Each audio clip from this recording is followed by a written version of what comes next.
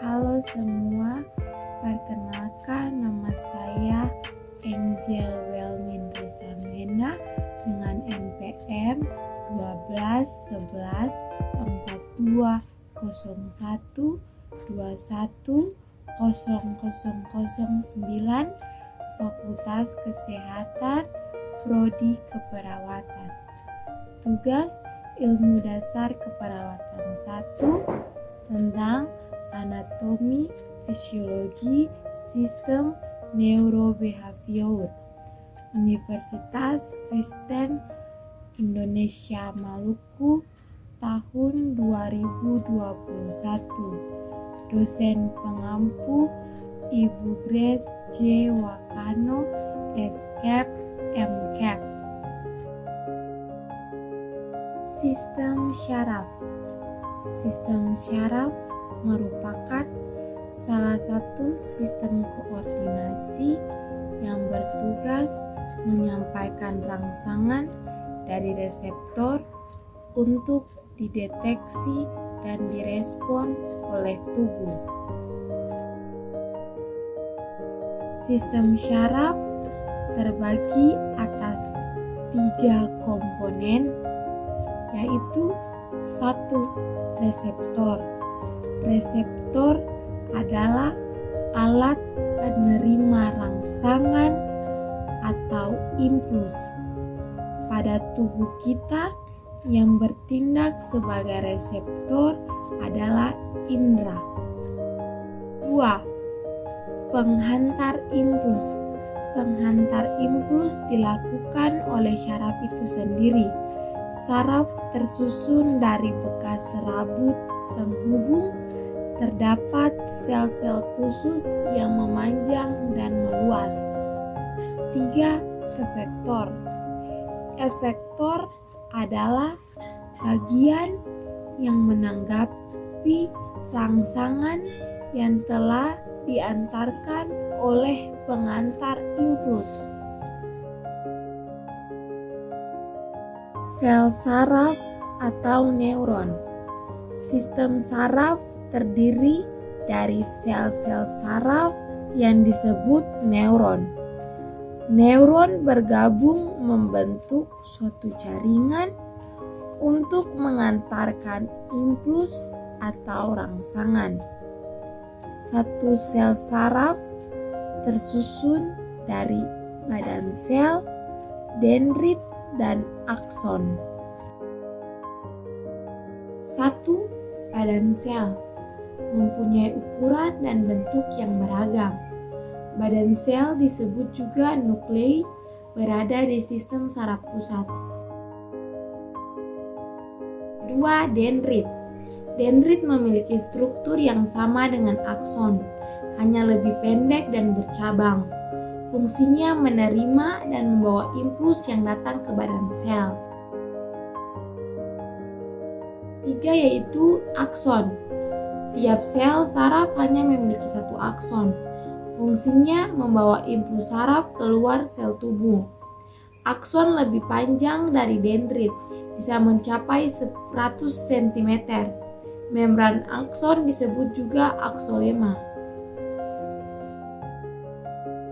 Sistem saraf pusat terdiri dari 1. Otak atau brain, merupakan alat tubuh yang sangat penting dan sebagai pusat pengatur dari segala kegiatan manusia.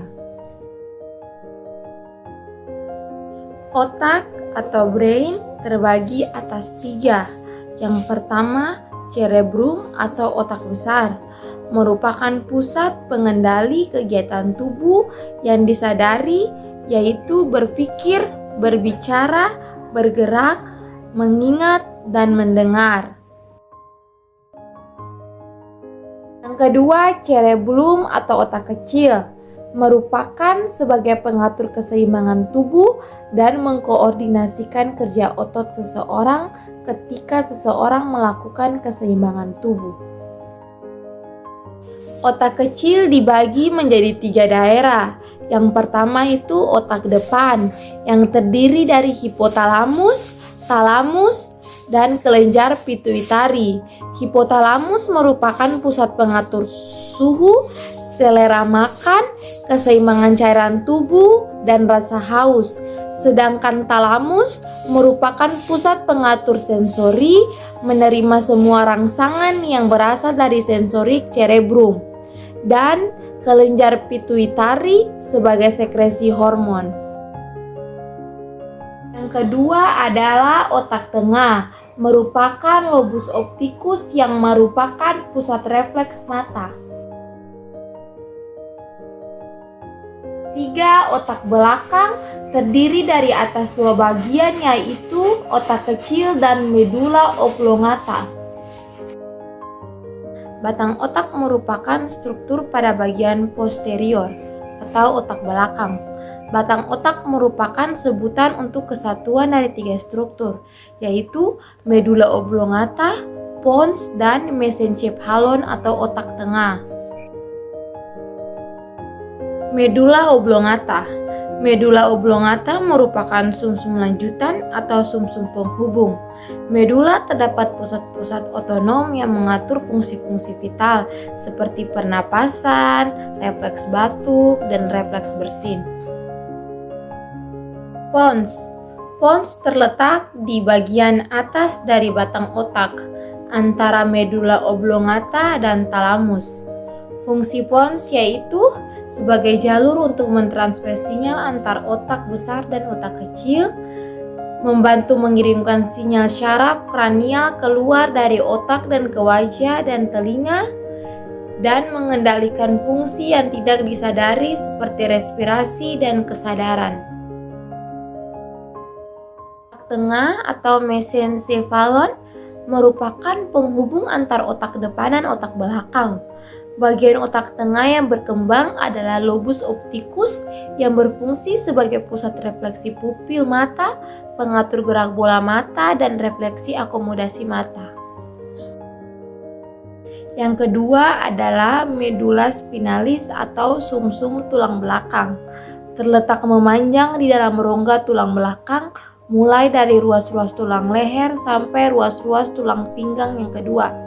Di dalam sumsum tulang belakang terdapat syaraf sensorik, syaraf motorik, dan syaraf penghubung. Fungsinya adalah sebagai penghantar impuls dari otak serta sebagai pusat pengatur gerak. Sistem syaraf tepi.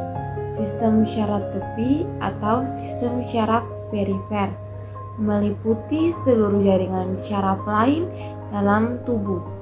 Sistem ini terdiri dari syaraf kranial dan syaraf spinal yang menghubungkan otak dan medula spinalis dengan reseptor dan efektor. 1. Syaraf kranial terdiri atas 12 pasang saraf pada manusia yang muncul dari otak. Beberapa syaraf kranial tersusun dari serabut sensorik, tetapi sebagian besar tersusun dari serabut sensorik dan serabut motorik. Ini adalah 12 pasang syaraf kranial.